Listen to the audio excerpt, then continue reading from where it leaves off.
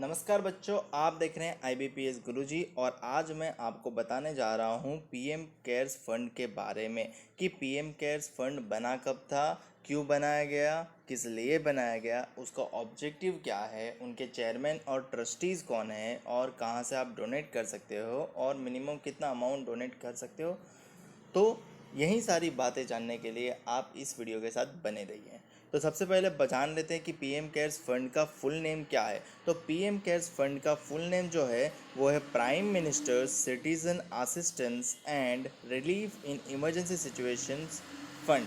ठीक है, प्रधानमंत्री नागरिक सहायता और आपातकालीन स्थिति में राहत निधि।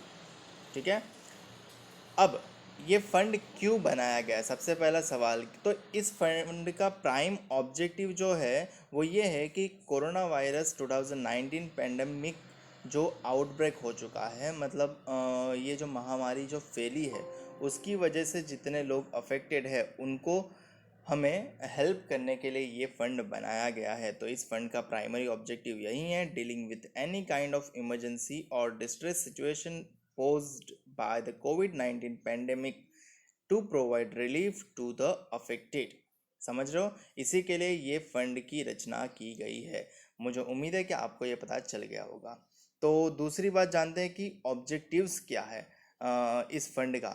तो इस फंड का ऑब्जेक्टिव यही है कि आपको राहत देनी है या तो सहायता करनी है उन लोगों की जो अफेक्टेड है। उनकी सहायता कैसे करनी है, तो पब्लिक हेल्थ इमरजेंसी के तौर पे और एनी अदर इमरजेंसी के तौर पे जो कालामिटी यानी आपदा और डिस्ट्रेस यानी संकट के समय जनरेट हुई है।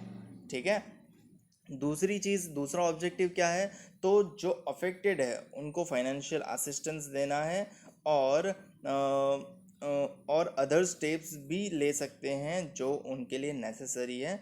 तो उनके लिए ये भी एक ऑब्जेक्टिव के तौर पे रखा गया है। और अदर एक्टिविटी जो ऊपर के 2 पॉइंट में मेंशन नहीं है बट फिर भी वो लेनी पड़े तो वो भी ले सकते हैं, इस फंड का उसमें उपयोग कर सकते हैं। ठीक है, अब ट्रस्ट की बात कर लेते हैं कि भाई ये जो फंड बना है उसका ट्रस्ट का चेयरमैन कौन है। तो एक्स ऑफिशियल चेयरमैन हमारे प्रधानमंत्री नरेंद्र मोदी जी ही हैं। तो चिंता करने की वाली बात कोई नहीं है, सही बंदे के हाथ में है। और दूसरी चीज़ बात करते हैं कि एक्स ऑफिशियल ट्रस्टी कौन कौन है। तो एक्स ऑफिशियल ट्रस्टी है ministry of defence, ministry of home affairs and ministry of finance. ठीक है, अब चेयरपर्सन के पास एक एक्स्ट्रा पावर रहेगा, वो नॉमिनेट करेगा 3 ट्रस्टी को कर सकता है वो नॉमिनेट। और ये जो नॉमिनेट करेगा ट्रस्टी को, उनको कोई भी मतलब सैलरी के तौर पे कुछ नहीं मिलेगा, उनको ये सेवा के तौर पे ही उनकी सर्विस देनी पड़ेगी। ठीक है, तो ट्रस्टी को निःशुल्क ही काम करना पड़ेगा। तो मेरे ख्याल से आपको क्लियर हो चुका होगा। और दूसरी अदर डिटेल्स के बारे में आपको बता देते हैं कि ये एक कंप्लीट तौर पे वॉलेंटरी कंट्रीब्यूशन होगा। तो वॉलेंटरी कंट्रीब्यूशन यानी क्या, तो ये आपका स्वैच्छिक कंट्रीब्यूशन है। कोई आपको मतलब ज़बरदस्ती आपके पास डोनेशन नहीं मांगेगा। आपको इंडिविजुअल्स हो या तो आप इंडिविजुअल्स हो या तो ऑर्गेनाइजेशन हो, उससे हम डोनेशन स्वैच्छिक तौर पे लेंगे। आपकी इच्छा हो उतना दो, नहीं इच्छा हो तो मत दो, कोई ऐसा प्रेशराइज फोर्सेबल नहीं है। ठीक है, जो भी डोनेशन किया जाएगा पीएम केयर्स फंड में वो आपका टैक्स बेनिफिट में काउंट हो जाएगा, यानी आपका टैक्स डिडक्शन में वो डिडक्ट हो जाएगा। ठीक है, और 100% डिडक्शन मिल जाएगा। दूसरी चीज़ कि आप जो मतलब डोनेशन दे रहे हो वो कॉरपोरेट सोशल रिस्पॉन्सिबिलिटी के तौर पे काउंट होगा, यानी सामाजिक दायित्व के तौर पे काउंट हो जाएगा। ठीक है, और अदर डिटेल्स में है कि अगर आप फॉरेन डोनेशन से करना चाहते हो, यानी आप फॉरेन में हो या कोई फॉरेन का बंदा है वो डोनेट करना चाह रहा है, तो उसके लिए भी एक अलग से फंड अकाउंट बनाया गया है।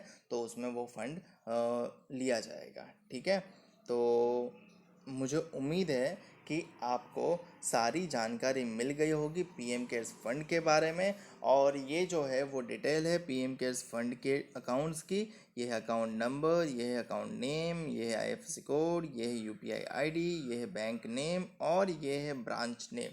ये सारी डिटेल्स आप वेरीफाई कर सकते हो इस वेबसाइट से। मैंने जो डेटा आपको बताया है वो इस वेबसाइट से लिया गया है, और डोनेशन के लिए वेबसाइट है ये। आपको इस वेबसाइट पे तीनों डोनेशन के लिए लिंक्स मिल जाएंगे, और आप वहाँ से वेरीफाई करके भी डोनेशन कर सकते हो, या तो ये लिंक आपको डिस्क्रिप्शन में मिल जाएगा। तो मुझे उम्मीद है कि आपको पूरी जानकारी मिल गई होगी पीएम केयर्स फंड के बारे में। और अगर जानकारी अच्छी लगी है तो वीडियो को लाइक ज़रूर कर देना, साथ में कमेंट करके मुझे बताना कि वीडियो कैसा लगा। अपने दोस्तों के साथ शेयर करना ताकि उनको भी ये अपडेट्स मिल जाए, और सब्सक्राइब करना मेरे चैनल को, साथ में बेल आइकन भी प्रेस करना ताकि जब भी मैं नया वीडियो अपलोड करूँ तो आपको उसका नोटिफिकेशन सीधा मिल जाए।